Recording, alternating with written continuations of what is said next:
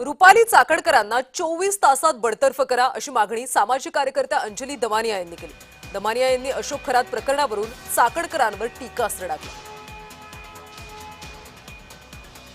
त्या जर असा उदो एका व्यक्तीचा करत असतील तर महिलांना सुद्धा असं वाटेल की नाही, हा माणूस चांगला असेल, कदाचित यांच्याकडे जाण्यात काही गैर नाही। आणि अशात या असंख्य महिला अडकल्या असतील आणि ह्याचा दोष हा याच महिलांना म्हणजे रुपाली चाकणकरांना दिला पाहिजे। यांना 24 तासात बडतर्फ करा, राजीनामा नाही, बडतर्फ करा।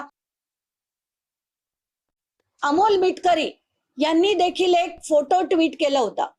त्या फोटोमध्ये VSR च्या लोकांबरोबर हेच खरात होते।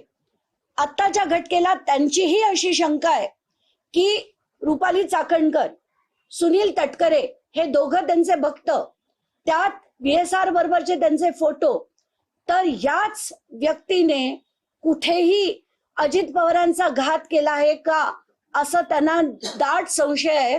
आणि तसा त्यांनी ट्विट देखील केलाय।